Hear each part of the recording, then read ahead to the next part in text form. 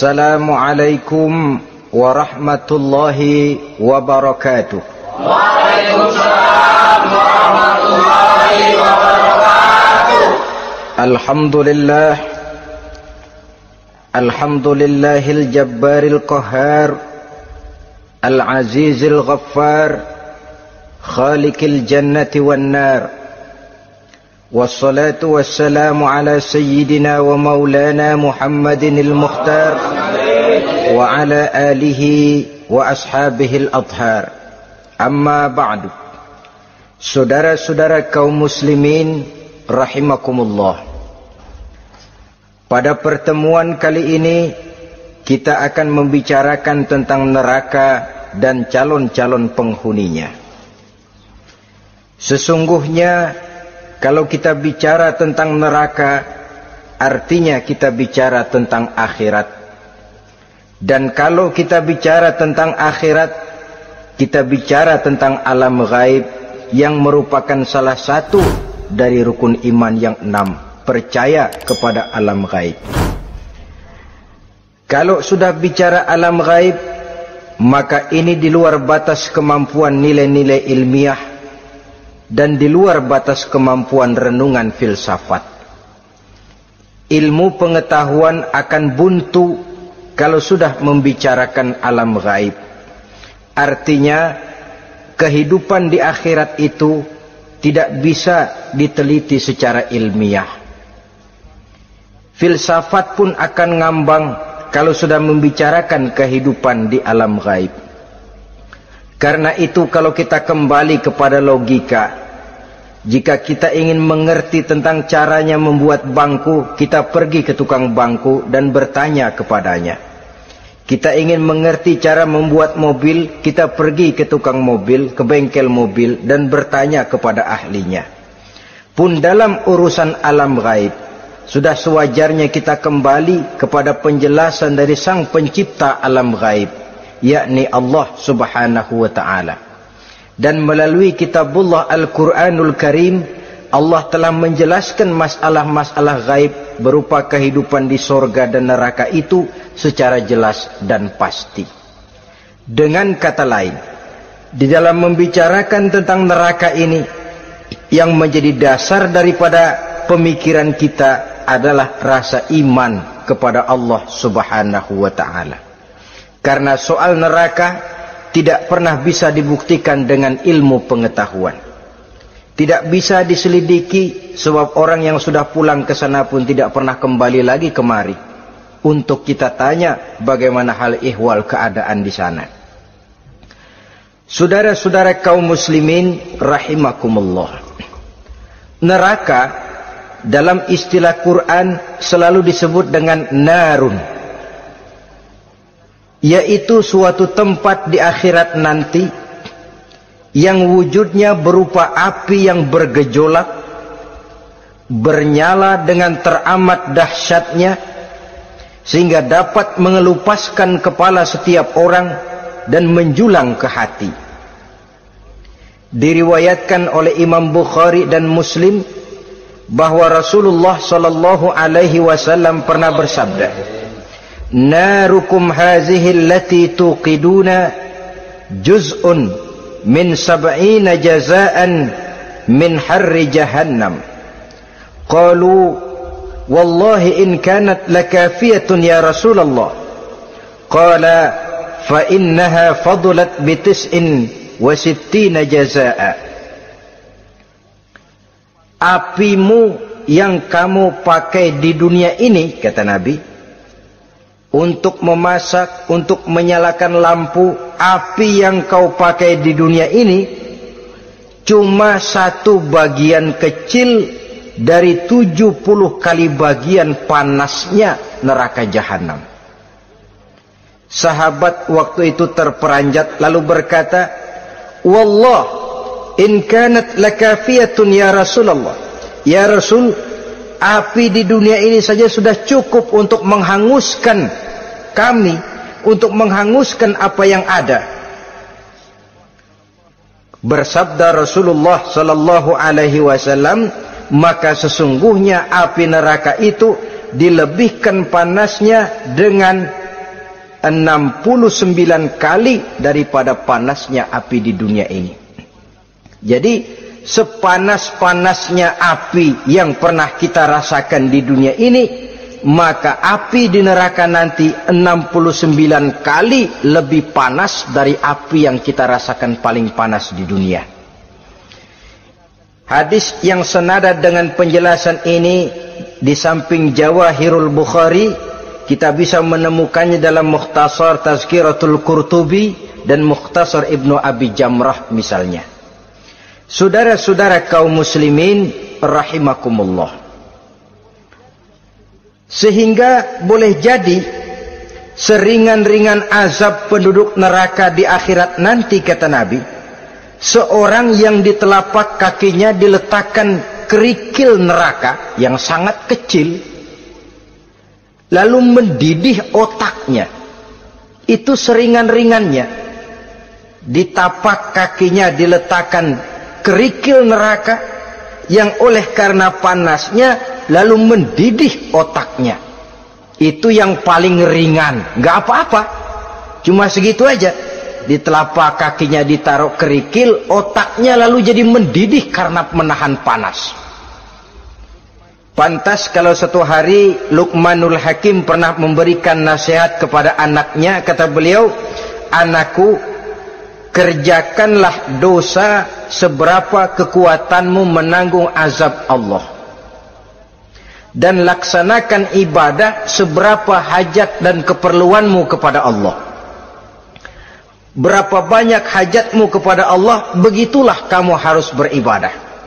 Kalau kamu merasa tidak berhajat dan tidak perlu apa-apa kepada Allah, ya tidak usah ibadah." Logikanya kan begitu. Saudara-saudara, dalam hidup ini ada enggak yang enggak perlu kepada Allah? Ada enggak? Seluruh kita memerlukan Allah.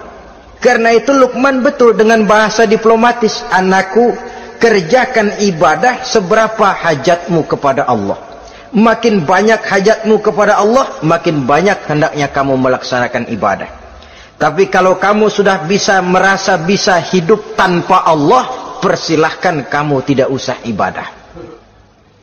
Sebaliknya, kerjakan dosa seberapa kekuatanmu menanggung azab siksaan Allah. Kalau merasa sudah belajar ilmu kebal, kira-kira di neraka nanti enggak apa-apa, persilahkan kerjakan dosa sebanyak-banyaknya. Tapi kalau masih berpikir, gua mah jangan dibakar di neraka, nginjak puntung rokok gua lompat. Kalau masih berpikir ke situ, ya hati-hati, saudara-saudara. Nah, sebagaimana surga, neraka pun ada pintu-pintunya. Dan yang melalui pintu-pintu itu sesuai dengan dosa yang dia kerjakan pada waktu kehidupannya di dunia ini. Jadi setelah manusia diadili, mereka kumpul di padang mahsyar beramai-ramai.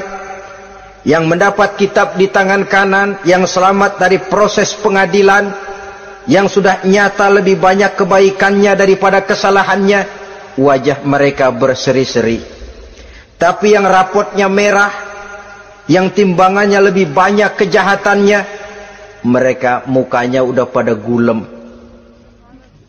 Di tengah itulah kedengaran pernyataan dari Allah Subhanahu wa ta'ala, "Salamun qaulan min Rabbir Rahim." Ada ucapan selamat dari Allah, Tuhan yang Maha Pengasih dan Maha Penyayang. "Salamun alaikum." Selamatlah kamu, wahai orang-orang yang kelak akan sampai ke surga. Yang lulus di pengadilan dapat ucapan selamat dari Allah. Tapi pada saat itu juga Allah mengatakan, "Wamtazul yauma ayyuhal mujrimun." Pada hari ini, semua orang-orang yang kurang ajar, supaya minggir.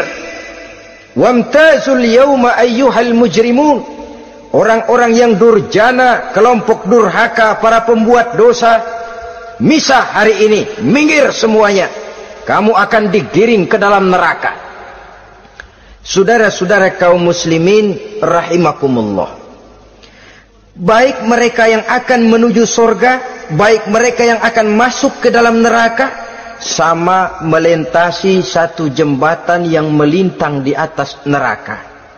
Dalam surah Maryam ayat 71 dan 72, walaupun jembatan itu tidak digambarkan secara jelas, tapi kita temukan penjelasan Allah sebagai berikut. Wa inna minkum illa wariduha kana ala rabbika hatman maqdiyya thumma nunajjil ladzina taqaw wa nazaru zalimina fiha jasiyya. Saudara-saudara, dan tidak ada setiap orang pun kecuali mereka akan melalui api neraka itu. Adapun orang-orang yang bertakwa, mereka diselamatkan oleh Allah, sedangkan orang-orang yang zalim, mereka terlempar ke dalam jurang neraka. Nah, itu yang dinamakan dengan sirat. Ada memang riwayat menjelaskan bahwa sirat itu kecilnya seperti rambut dibelah 7, tajamnya lebih tajam dari mata pedang. Tapi dalam banyak hal, orang lewat di atas sirat itu bergantung kepada amalannya waktu dia hidup di dunia ini. Maka jangan heran ada orang yang lewat di atas sirat itu seperti kilat, lep sudah sampai di surga. Ada yang lewat di atas sirat itu seperti orang terbang. Ada yang lewat di atas sirat itu seperti orang lari. Ada yang seperti jalannya onta. Ada yang merangkak. Ada yang gelantungan. Ada yang sudah hampir sampai ke tepian sana untuk masuk ke dalam surga, terpeleset nyemplung juga ke dalam neraka. Sesuai dengan amalan pada waktu mereka hidup di kehidupan dunia yang sekarang ini. Saudara-saudara kaum muslimin rahimakumullah, apabila orang terperosok lalu masuk ke dalam neraka, bagaimanakah ihwal keadaan di neraka? Panasnya sudah kita jelaskan tadi, 70 kali lipat dari sepanas-panasnya api di dunia ini. Lalu orang-orang yang masuk ke dalam neraka, mereka juga mendapat pakaian, makanan, minuman, perhiasan. Tapi makanannya, minumannya, perhiasannya lain dengan orang-orang yang sampai di surga. Mereka juga diberikan buah-buahan, sebab di neraka juga ada pohon. Namanya pohon zakum. Buahnya duri dari api. Dan itu yang akan jadi lalap makanannya orang-orang neraka. Di dalam surah As-Saffat ayat 64-65 Allah subhanahu wa ta'ala menjelaskan, innaha syajaratun takhruju fi aslil jahim tal'uha ka'annahu ru'usus syayatin. Sesungguhnya pohon zakum itu adalah satu pohon yang akarnya keluar dari dasar neraka, yang buahnya seperti kepala setan. Ini sudah untuk bahasa yang sangat menyeramkan ini. Pohon itu tumbuh dari dasar neraka, buahnya mirip kepala setan. Itu akan dijadikan makanannya orang-orang yang ada di dalam neraka. Perhiasannya apa? Surah Al-Insan ayat 4, inna a'tadna lil kafirina salasilan wa aghlalan wa sa'ira. Sesungguhnya kami sediakan bagi orang-orang kafir itu di dalam neraka segala macam rantai, cambuk-cambuk dan belenggu-belenggu neraka, terbuat dari api neraka, siap untuk merantai, membelenggu dan mencambuk mereka. Jadi dikasih perhiasan, lehernya dikalungin rantai, tangannya dipakein belenggu, ada cambuk-cambuk yang seluruhnya terbuat dari api neraka. Begitu mereka sampai ke pintu neraka, yang namanya malaikat Zabaniyah, penjaga neraka, udah bukan main gemesnya dah. Ya, nyambutnya nggak ada ramahnya, lain sama malaikat Ridwan, penjaga surga. Ramah, murah senyum, Begitu orang mau masuk surga, salamun alaikum tibtum fadkhuluha khalidin. Keselamatan atas kamu, sungguh kamu telah beruntung. Sekaranglah masuk kamu ke dalam surga dan kekalah tinggal selama-lamanya di sana. Ramah, murah senyum, selamat datang, selamat tiba di tempat yang penuh kenikmatan. Mari persilahkan. Ini malaikat Ridwan. Malaikat Malik, malaikat Zabaniyah lain lagi. Dia nungguin pabrik. Sadis menerima, matanya melotot. Ini dia manusia-manusia kurang ajar yang waktu di dunia sudah datang para rasul, sudah turun agama, sudah datang Al-Quran, tapi belagak pilon. Sini loh, nih rantai belenggu, lalu dirangkeng, dimasukkan ke dalam neraka. Na'udzubillah summa na'udzubillah. Saudara-saudara, lalu terpikir oleh kita, kalau begitu panasnya api neraka, sekali lempar orang terus mati dong. Ya enak kalau boleh begitu sih.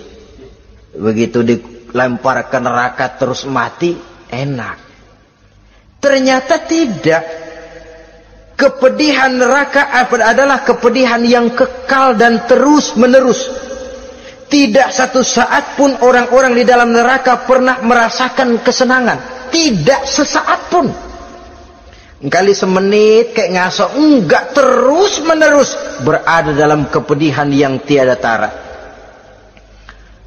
Al-Quran menjelaskan, kullama nadijat juluduhum baddalnahum juludan ghairaha. Apabila hancur kulitnya, kami ganti dengan kulit yang baru. Supaya apa? Liyazukul azab, biar dia rasain azab. Tuh, rasain dulu. Hancur kepalanya, buletin lagi, hancur kulitnya, bikin lagi, berantakan isi perutnya, disempurnakan lagi, digiling lagi, terus menerus begitu. Tidak sedetik pun penduduk neraka itu pernah mengalami istirahat. Barangkali pakai jam istirahat lumayan, ini enggak ada. Ada bel, keneng, istirahat, azab dicabut. Tidak. Terus menerus dan selalu begitu. Satu detik saja pun mereka tidak pernah istirahat dari siksaan dan azab yang mereka terima. Saudara-saudara kaum muslimin rahimakumullah. Lalu bagaimana keadaan mereka? Ada orang-orang di dalam neraka itu yang dikenakan pakaian dari api neraka. Luar biasa. Dikasih pakaian dinas dari api. Kemudian kepalanya dituangi air yang sedang mendidih, yang dengan tuangan air itu dihancur luluhkan segala isi perutnya dan kulit-kulitnya. Setelah itu mereka dicambuk dengan cambuk-cambuk dari besi. Apabila mereka hendak keluar dari neraka, mereka dicampakkan kembali ke dalamnya dan dikatakan kepada mereka, rasakan siksaan yang membakar ini. Dalam surah Al-Hajj ayat 19 sampai 22 kita bisa simak firman Allah Subhanahu wa taala. Fallazina kafaru qutti'at lahum siyabun min nar yusabbu min fawqi ru'usihimul jahim yus'aru bihi ma fi butunihim wal julud wa lahum maqami'u min hadid kullama aradu an yakhruju minha min ghammin u'idu fiha wa zuqu 'azabal hariq. Na'udzubillah summa na'udzubillah.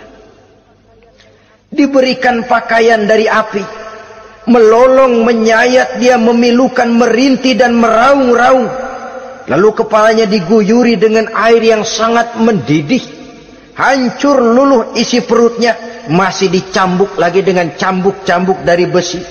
Mereka merambat, mereka meraung, mereka hendak lari, mereka ingin keluar dari neraka. Tapi tiap kali mereka merambat ingin keluar, ditarik lagi. Kalau ucara kita, ayo, mau kemana lo? Apa kata malaikat penjaga neraka? Zuku azabal harik. Rasa ini, makan pencarian lo waktu di dunia. Saudara-saudara, lalu ada pula siksaan penduduk neraka itu, di mana dahi, lambung dan punggung mereka dipanggang dengan api neraka. Allah Karim. Kita di dunia ini tertusuk paku saja waktu berjalan sudah bukan main pedihnya. Tertusuk duri saja sudah bukan main pedihnya. Ini punggungnya, lambungnya macam disate, dipanggang dari api neraka. Dalam At-Taubah ayat 35 kita temukan firman Allah, fi nari jahannama fatukwa biha hibahuhum wa junubuhum wa zuhuruhum, na'udzubillah summa na'udzubillah. Kemudian ada pula penduduk neraka itu yang disiksa, lehernya diikat dengan rantai. Mereka spontan diseret-seret dengan sekeras-kerasnya dan dilemparkan ke dalam lautan air yang sedang mendidih. Kemudian mereka dibakar dalam api yang bergejolak dan menyala-nyala. Pada surah Al-Mu'min ayat 71 dan 72 Allah Subhanahu wa taala menjelaskan, izil aghlalu fi a'nakihim wassalasil yushabuna fil hamim summa fin nari yusjarun. Ketika belenggu dan rantai dipasang di leher mereka supaya mereka diseret ke dalam air yang sangat panas, kemudian mereka dibakar dalam api. Ada lagi penduduk neraka yang dipegang jambulnya lalu diseret ke tengah-tengah neraka, kemudian kepalanya digerujugi dengan air yang mendidih seperti yang dijelaskan dalam surah Ad-Dukhan ayat 47 dan 49.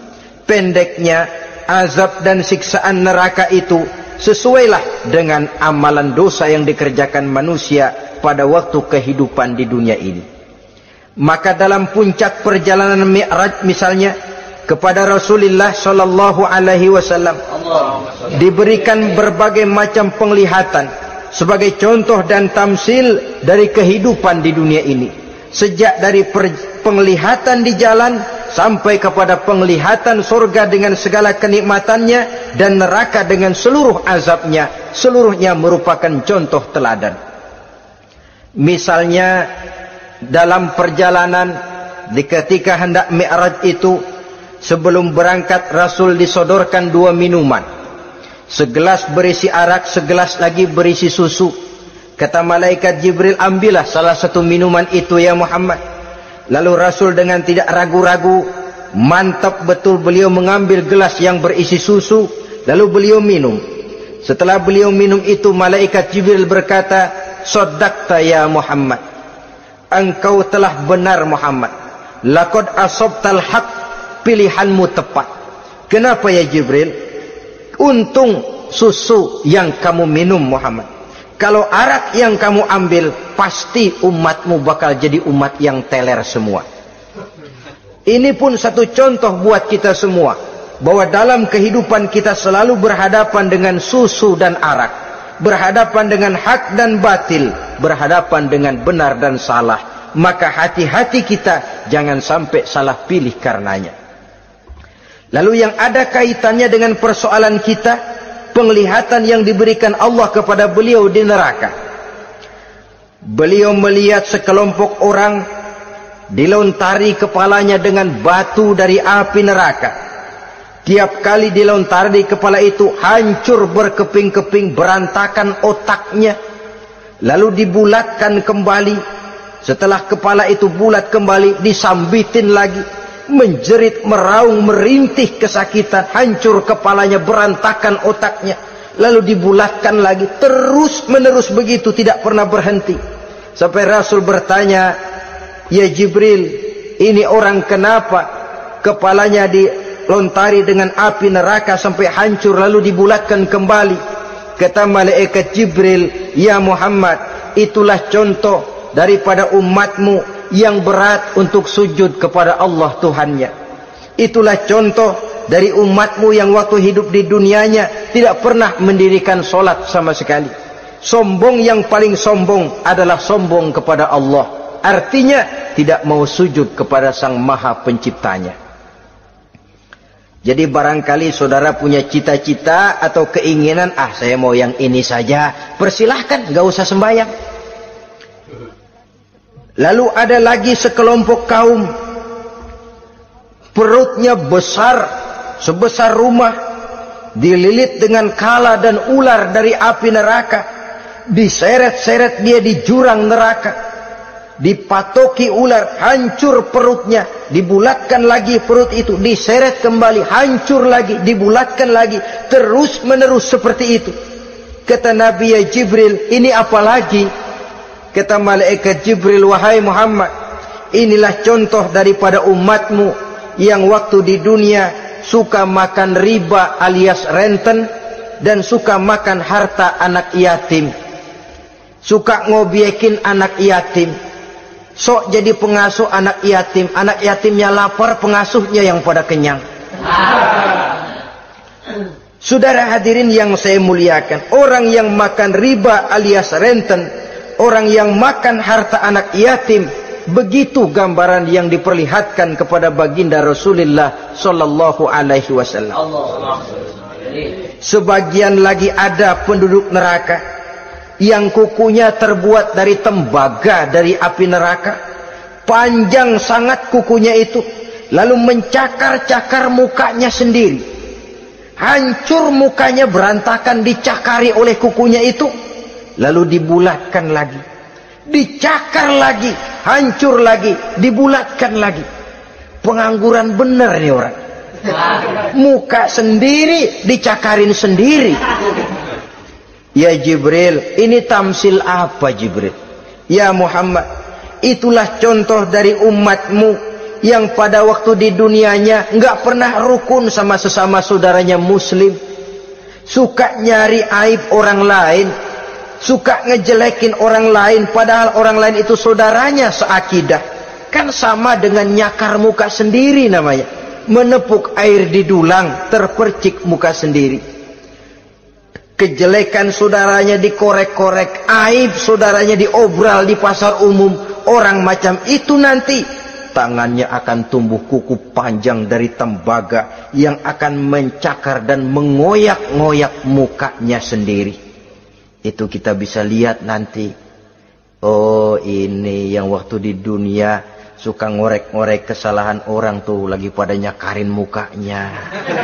Oh, begitu. Saudara-saudara kaum muslimin rahimakumullah. Oleh karena itu Nabi ajarkan kita, tuba liman syaghalahu aibuhu an uyubin nas. Beruntung orang yang aib dan kekurangan pada dirinya menyebabkan dia sibuk sampai enggak sempat ngorek-ngorek aib dan kekurangan orang lain. Introspeksi. Beruntung orang yang celak dirinya menyebabkan dia sibuk dan tidak sempat ngorek-ngorek aib pada diri orang lain. Ada pula di antaranya dilihat oleh Rasul, di antara penduduk neraka itu orang yang lidahnya terjulur memanjang, kemudian dipotong lidah itu dengan gunting dari api neraka, menjerit dan memekik ia menahan sakit yang tiada tara, sampai Rasul bertanya kepada malaikat Jibril, kalau ini tamsil apa lagi ya Jibril? Kata malaikat Jibril, wahai Muhammad, inilah contoh dari umatmu, orang-orang yang waktu di dunia tidak pandai menjaga lidahnya, suka menggunjing orang, suka memfitnah orang, suka ghibah dan namimah, suka ngomongin orang di belakang yang bersangkutan. Maka hari ini lidahnya menjulur menjadi panjang dan dipotong dengan gunting dari api neraka. Lalu Rasul juga melihat sekelompok orang perempuan tergantung rambutnya dari gantungan api neraka, kemudian dipanggang dari duburnya sampai ke atas kepalanya dengan tombak dari api neraka, meraung dan merintih serta mengeluarkan nanah dari kemaluannya. Rasul bertanya, ini apa lagi ya Jibril? Kata malaikat Jibril, inilah perempuan yang waktu di dunia tidak pandai menjaga kehormatan dirinya, ahli zina dan tukang umbar. Saudara-saudara kaum muslimin rahimakumullah, Banyak lagi tamsil-tamsil yang dicontohkan dalam puncak perjalanan Mi'raj yang seluruhnya merupakan peringatan bagi kita umat Rasulullah sallallahu alaihi wasallam. Nah, kemudian sekarang marilah kita bicarakan neraka itu satu demi satu. Yang pertama, dan ini yang paling dikenal orang, neraka Jahannam atau naru Jahannam. Siapa yang dijelaskan Allah akan menjadi penghuni neraka Jahannam ini? Pertama dalam surah Al-Ankabut ayat 68. Wa man azlamu mimman iftara 'ala Allahi kadziban aw kadzdzaba bil haqqi lamma ja'ahu alaysa fi jahannam maswal lil kafirin. Adapun orang-orang yang zalim kepada Allah, mendustakan ayat-ayat Allah dan mendustakan kebenaran setelah datang kebenaran itu, bukankah neraka Jahannam merupakan tempat kembali bagi orang-orang kafir? Jadi dalam Al-Ankabut ayat 68 ini dijelaskan, penduduk neraka Jahannam itu pertama adalah orang-orang kafir. Siapa orang kafir? Menurut keyakinan akidah kita, setiap orang di luar Islam adalah kafir. Kemudian yang kedua dalam surah Al-Hijr ayat 42 dan 43, penduduk neraka Jahannam itu, inna ibadi laisa laka alaihim sultanun illa man ittaba'aka minal ghawin wa inna jahannama la maw'iduhum ajma'in. Sesungguhnya hamba-hambaku tidak akan bisa kamu kuasai, hai iblis, kecuali mereka yang mengikuti tipu dayamu. Sesungguhnya neraka Jahannamlah tempat mereka seluruhnya. Kalau kita perhatikan ayat ini, maka penghuni neraka Jahannam yang kedua adalah para pengikut setan. Para pengikut setan dengan seluruh ajaran-ajaran yang dilancarkan oleh setan. Padahal pada saat hendak masuk neraka, setan jelas cuci tangan. Tugasnya cuma bagaimana mencari pengikut sebanyak-banyaknya yang akan nemenin dia di neraka nanti. Tapi pada saat orang digiring ke dalam neraka, setan cuci tangan. Mungkin orang menuntut, setan, gue ngikutin lu, sekarang kenapa jadi kemari? Nah, gue bilang juga apa? Kata setan, gue bilang juga apa, lu kenapa ngikutin? Dan setan ini menebar ranjau dalam segala bentuknya, dengan segala macam caranya. Para pengikut setan yang menjauhi tuntunan agama, memperturutkan hawa nafsunya. Setan membisiki manusia lewat minuman keras, setan masuk manusia lewat judi, lewat zina, lewat kenikmatan yang melalaikan orang dari kehidupan akhirat dan selanjutnya, dengan segala macam jalan. Kadang-kadang dalam ibadah setan juga masuk. Kalau tidak ditimbulkannya takabur, ditimbulkannya sikap ujub dalam diri kita, timbul rasa diri lebih benar dari orang lain, dan ini jelek. Timbul rasa nganggap enteng orang lain, itu kan ujub, nggak dikelihatannya orang, cuma hatinya aja ngomong sendirian. Kalau gue lihat di kampung ini nggak ada yang kayak gue. Bayangnya kayak ibadahnya kayak udah aing pang paling nak yo di dia. Itu juga bisikan iblis. Dan dia tidak segan-segan mengaku jadi Tuhan, iblis itu. Dan ini diceritakan dalam kehidupan Sayyidus Syekh Abdul Qadir Jailani. Ketika beliau sedang ibadah di mihrab dalam masjid, datang seberkas sinar. Sinar itu ngomong, ya Abdul Qadir ana rabbuk. Hai Abdul Qadir, aku Tuhanmu, kata cahaya tadi. Sudah cukup kamu ibadah Abdul Qadir. Sembayangmu udah banyak, puasamu udah banyak, jihadmu cukup. Maka mulai sekarang berhenti dah ibadah. Aku bolehkan kepada kamu segala yang dilarang. Cuma yang didatangi Syekh Abdul Qadir. Sehingga mendengar cahaya tadi ngomong begitu, beliau ambil kasut sendal, disambitnya cahaya tadi, izhab ya la'in, pergi laknat terkutuk iblis kamu. Masa saya disuruh berhenti sembahyang karena hati saya sudah baik?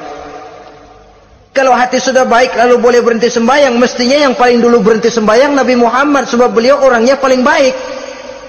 Tapi Nabi hatinya baik, sholat jalan terus, hukum halal haram berlaku. Ini kadang-kadang orang sekarang baru ibadah dikit banget merasa dapat bisikan katanya, wangsit. Ya berhenti sembahyang madep mulu, ndak madep ngudik sembahyang. Bikin ajaran yang aneh-aneh. Nah kalau satu orang boleh dapat wangsit, saya juga boleh dong ngomong dapat wangsit. Saya juga boleh dong mendirikan aliran kepercayaan. Saya ngilang dulu dari kampung saya kira-kira 3 tahun. Saya nyepi di kaki Gunung Salak, pulang piara jenggot, pakai belangkon. Di depan nama saya pakai embel-embel mbah.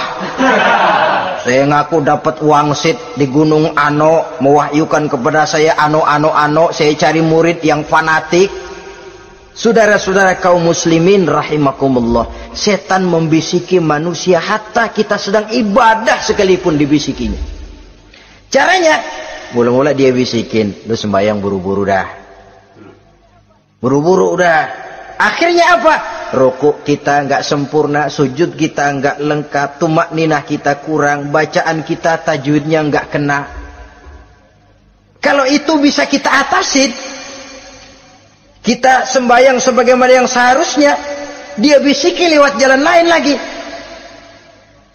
Surahnya yang pendek-pendek aja dah.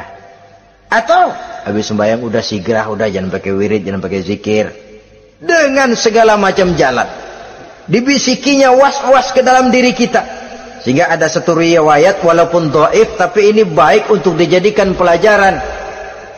Konon iblis itu kalau subuh keliling dia. Bawa kulit kambing, jarum, sama tepung. Ditanya orang, iblis ini buat apa? Oh, kulit kambing, gunanya tahu nggak? Kalau begitu subuh, sudah muazin bilang, as-salatu khairum minan naum. Salat lebih baik daripada tidur. Maka ini kulit kambing mulai aku hamparkan buat hamba-hamba Muhammad. Jadi begitu dengar azan, cuma udah bikin anget udah tidur. Kenapa? Kulit kambing belis masuk. Saudara-saudara, lalu kata orang tadi lagi, lah kalau tepung buat apa itu? Oh, tepung itu kalau umat Muhammad mau baca Quran, baca kitab, mutolaah, gua aurin tepung matanya biar dia sepet. Makanya kalau sudah ngaji, baca Quran, bawaannya udah ngantuk aja ngantuk. Oh begitu, iya. Lah kalau duri paku itu buat apa? Nah ini duri paku. Kalau umat Muhammad mau hadir di majelis taklim, mau pergi ngaji, mau duduk iktikaf di masjid, gua pasangin paku di pantatnya. Jadi kalau sudah duduk di masjid, kelasat, kleset. Hadir di majelis taklim, kelasat, kleset. Bawaannya mau udahan melulu. Itu duri-duri dan paku-paku yang memang ditebarkan oleh iblis. Saudara-saudara kaum muslimin rahimakumullah, jadi para pengikut setan dengan segala macam perangkapnya ini pun, ya perangkap setan itu ya dunia itu ya isinya harta, tahta, wanita. Kan perangkap dunia itu. Harta, tahta, wanita, ini sering bikin orang buta. Perangkap dunia dan merupakan perangkap setan sekaligus. Nah, yang ketiga, penghuni neraka jahanam adalah para pembuat dosa, orang-orang yang durhaka. Dalam Toha ayat 74 Allah menjelaskan, innahu may ya'ti rabbahu mujriman fa inna lahu jahannam. Sesungguhnya orang-orang yang datang menghadap Allah dengan berlumuran dosa, maka sesungguhnya bagi mereka adalah neraka jahanam. Dan yang keempat, penghuni neraka jahanam orang yang kufur nikmat. Tidak cuma kufur iman, tapi kufur nikmat bisa menyebabkan orang masuk neraka jahanam. Belum pernah merasakan dalam hidupnya bahwa Allah memberikan nikmat kepadanya, bagaimanapun besar karunia dan nikmat itu.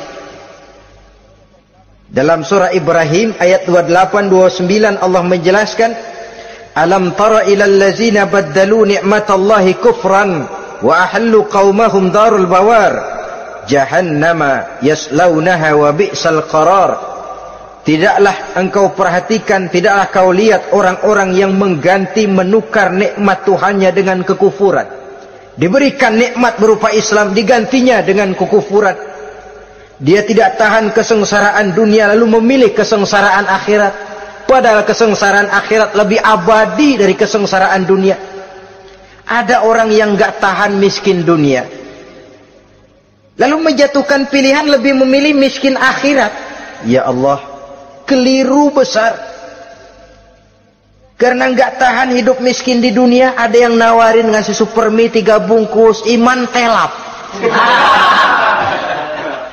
Ada yang ngasih beras, pindah agama. Ada yang bawain pakaian bekas, tukar akidah, pindah iman. Innalillah. Ditukar kemiskinan dunia dengan kemiskinan akhirat. Padahal kemiskinan dunia berapa tahun? Setahun umur manusia. Sepanjang-panjang umur orang sekarang kan. 100 tahun udah jarang umur orang sekarang. 70 aja udah cakep tuh. Sebenarnya kalau 70 tuh ada jatah lebih tuh, 7 tahun.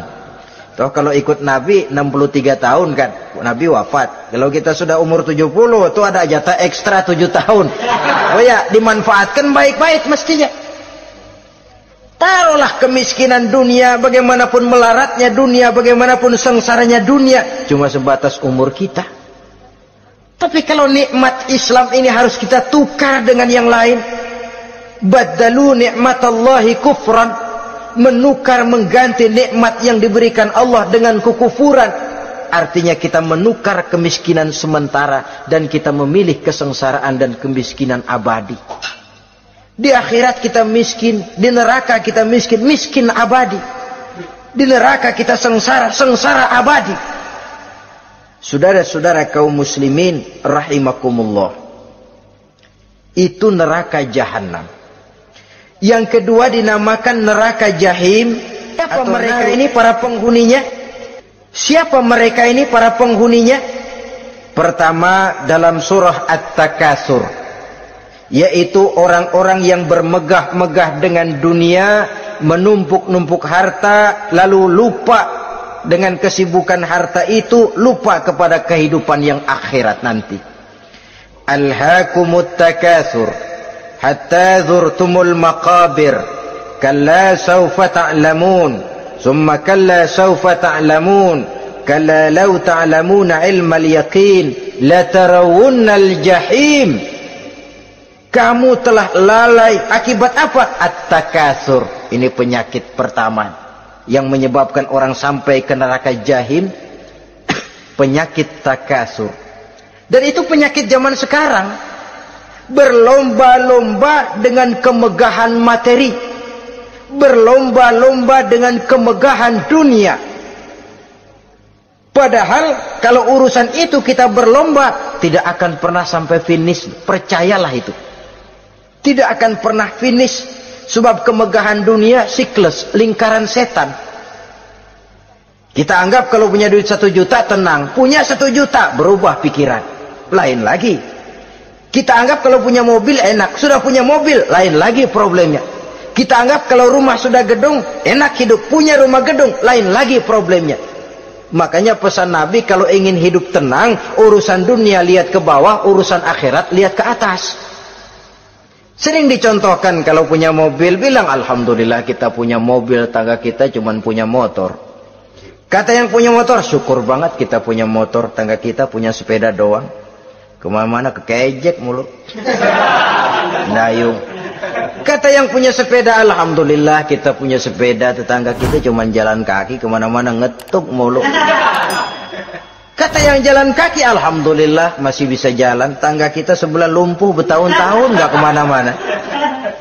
Kata yang lumpuh, alhamdulillah masih hidup, tangga kita kemarin mati nggak balik lagi. Itu dalam urusan dunia. Sehingga sifat takatsur ini hilang. Tapi urusan akhirat lihat ke atas. Kalau dia begitu sibuknya bisa jaga sholat, kenapa saya tidak? Kalau dia hidupnya sederhana, rajin sedekah, kenapa saya yang lebih kok enggak sanggup? Kalau dia bisa baca Quran, kenapa saya enggak? Lalu timbul gairah ingin mencontoh. Mencontoh orang dalam urusan ibadah menimbulkan ketenangan jiwa. Dan itu ada garis finishnya. Tapi kalau yang lumpuh lihat yang bisa jalan lihat yang naik sepeda, yang sepeda punya lihat motor, sudah punya motor lihat mobil, lihat pesawat terbang, pesawat lihat kereta api. Kapanlah awak nih mau bersyukur? Yang ada kurang saja, padahal nikmat itu tidak pernah berhenti. Bukan dilarang orang kaya, tetapi perlombaan memperkaya diri itu yang dilarang. Karena kalau sudah perlombaan namanya jor-joran sifatnya. Prinsipnya tujuan menghalalkan cara ini yang dijaga oleh agama.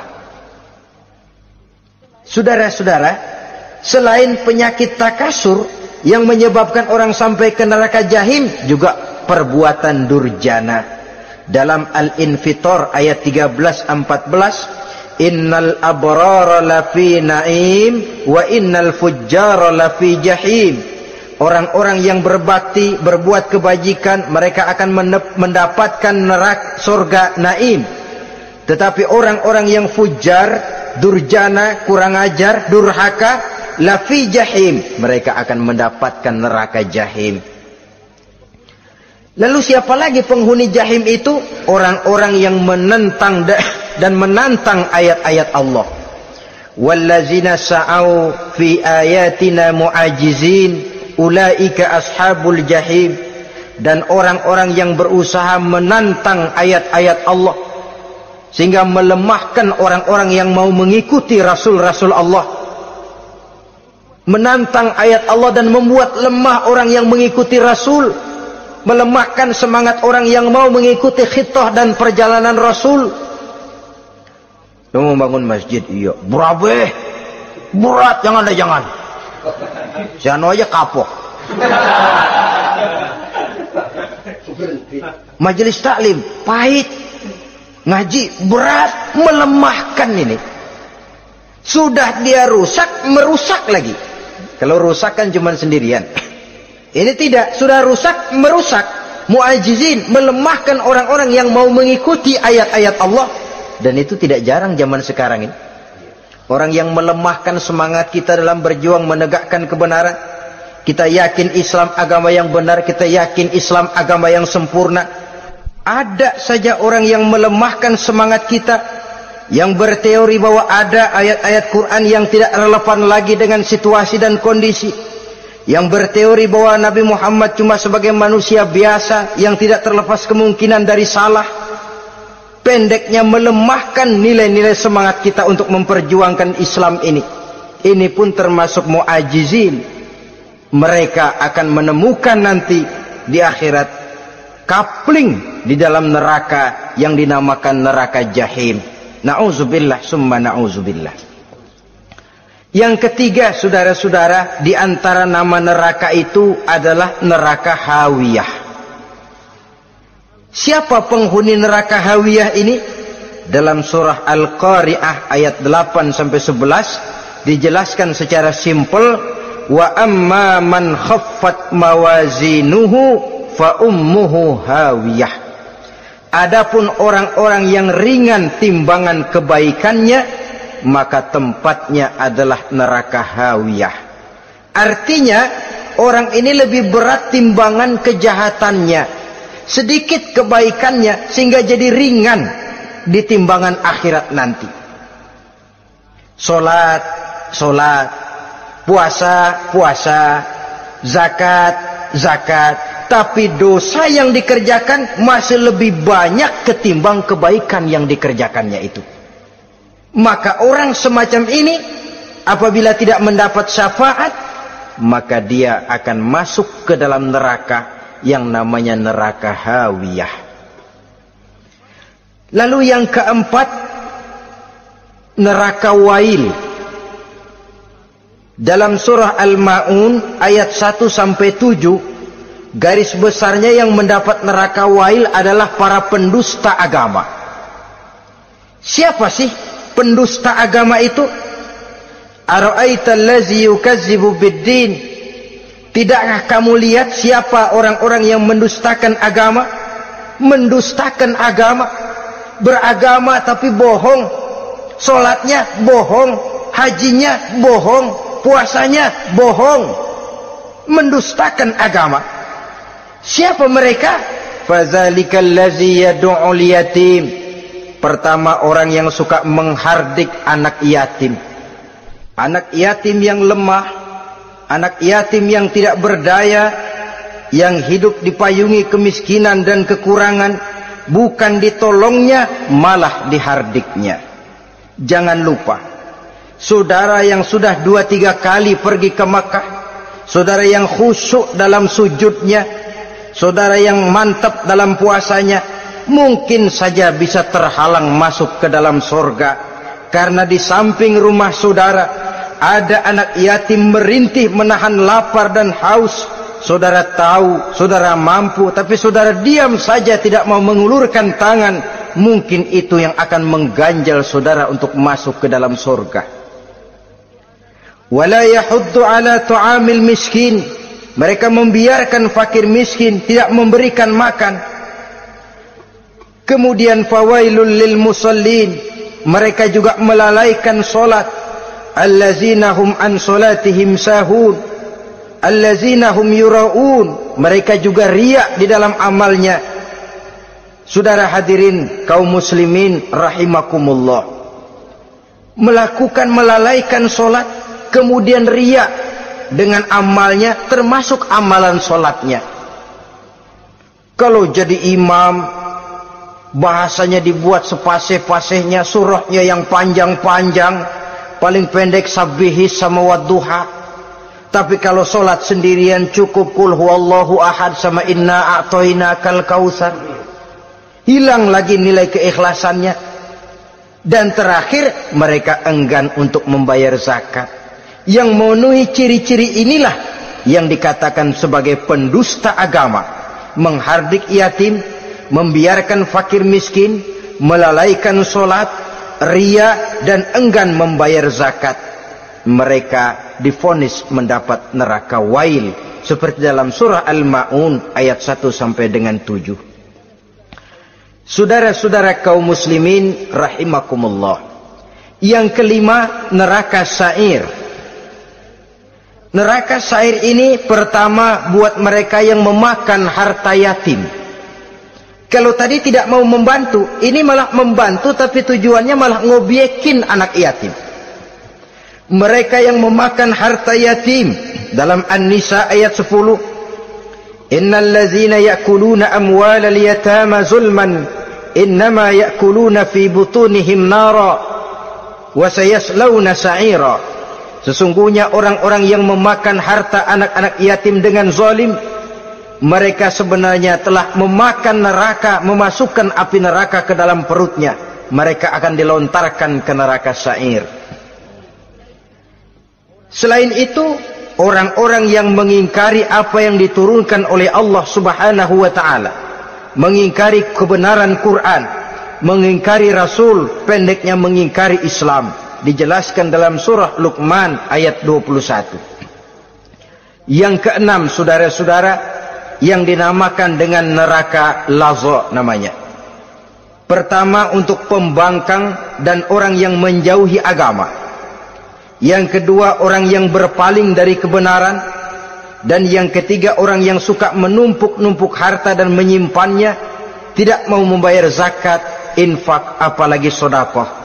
Ini kita temukan penjelasannya dalam surah Al-Ma'arij ayat 15 dan 17. Yang ketujuh dinamakan neraka Sakor. Siapa penghuni neraka Sakor ini? Pertama, orang yang tidak pernah sholat. Yang kedua, tidak pernah memberi makan orang-orang miskin. Yang ketiga, ahli membicarakan yang batil. Strategis betul dia, ulung kalau sudah mengatur kebatilan. Kemudian yang keempat, orang yang mendustakan hari akhir. Dalam surah Al-Muddatsir ayat 42 sampai 47, kepada penduduk neraka Saqar ditanya, "Ma salakakum fis Saqar?" Apa yang menyebabkan kamu masuk ke dalam neraka Saqar? Qalu lam naku minal musallin wa la naku nut'imal masakin wa kunna nakhudu ma'al khaidin wa kunna nukazzibu yaumaddin. Mereka menjawab, kami di dunia tidak pernah sholat, tidak pernah memberi makan fakir dan miskin. Kami selalu berkumpul dengan orang-orang yang batil dan membicarakan kebatilan, dan kami mendustakan adanya hari akhir. Yang kedelapan, yang terakhir adalah neraka Khutamah. Ini diperuntukkan bagi para pengumpat, pencela, para penghina orang lain, mencari aib saudaranya, kemudian juga mereka menumpuk, menghitung-hitung harta, lalu kikir dan bakhil dengan hartanya itu. Dalam surah Al-Hujurat ayat 11-12, kemudian surah Al-Humazah ayat 1 sampai dengan 7, kita temukan penjelasan itu. Pada akhirnya saudara-saudara, kalau penduduk surga mereka kekal di dalamnya, maka penduduk neraka ini ada dua macam. Ada penduduk musiman, ada penduduk permanen. Kalau yang namanya penduduk permanen itu sudah punya paspor, KTP itu. Memang penduduk permanen itu mereka yang kekal selama-lamanya di dalam neraka. Mereka lah orang-orang musyrik dan orang-orang kafir, termasuk orang-orang munafik. Bahkan lebih dahsyat lagi yang namanya munafik. Kata Allah, innal munafiqin fid darkil asfal minan nar.